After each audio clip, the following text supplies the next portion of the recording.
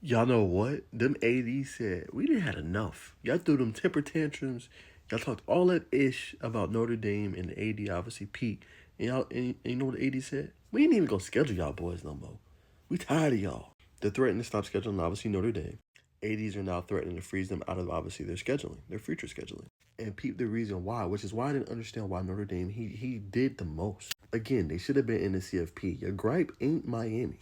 Again, your gripe is Alabama. That's who you should be mad at if you're Notre Dame. But it's all happening because they are guaranteed a CFP spot next season. Remember, I said it in my previous video when I talked about Notre Dame. I told y'all that they get, if they're a top 12 team next year, they get an automatic bid into the CFP playoff. Again, a team playing by different rules. Everybody doesn't have that clause as a playoff team, or excuse me, or as a team in general. Tell me any SEC team has that? Big 10? Big 12?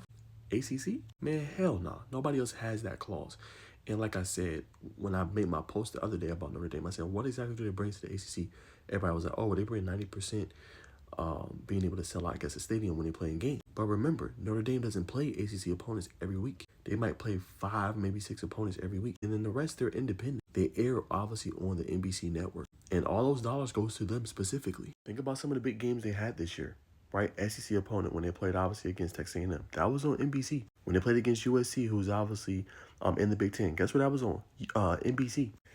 So this notion that they help, I mean, obviously they do to a degree, but they're not even in the conference. Again, they're independent. And I'm going to be real with y'all. I side with the ADs. I'm 100% with them on this because it's like, bro, it's a smack in the mouth. It's just like, yo, what are we talking about here? It's like, why would we want to play you when no matter what you do, if you go 10-2 or whatever, if you're a top 12 team, you're going to automatically get in. And the crazy part is, and I think this will happen, I think they're going to even expand the playoff.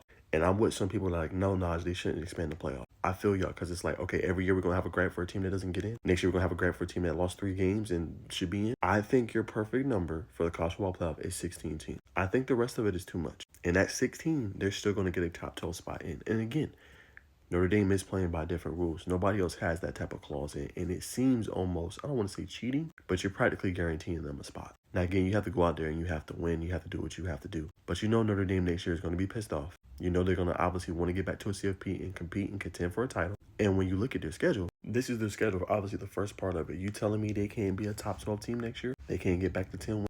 Who won't here scares you? Besides maybe the Miami Hurricanes. Navy will see if they can obviously follow up a good year they had this past year in the American Conference. North Carolina could be tough, but we don't know. Will Bill Belichick have it figured out in year 2? Remains to be seen. Michigan State just fired their head coach. Purdue is Purdue. Wisconsin, can they have a turnaround? They haven't been a good team in a long time. Boston College, will they have a good year under Bill O'Brien? Will they figure it out? Only won 2 games this year. SMU, we'll see. Obviously, Rhett Lashley ended up getting an extension. We'll see if they can get back to prominence, but again, iffy. Syracuse, they just came off for 3 wins. Yes, he hired some good staff, some people to come in. Can that be the Syracuse of 2024? I don't know. Stanford is Stanford. They've sucked for a while. And then obviously USC.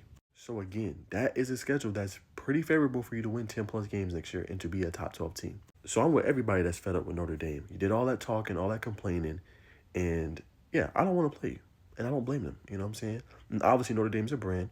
Obviously, they're one of the top brands in college football. But it's like, yo, y'all did the most. Again, you had an argument, but when you went out there and you disrespected, obviously, ACC, and when you disrespected, obviously, some of the other teams, it's just like, bro, what you expect? And then you get a guaranteed top 12 spot. Just if you're, you get a guaranteed playoff spot if you're a top 12 team when nobody else has nobody else has that clause.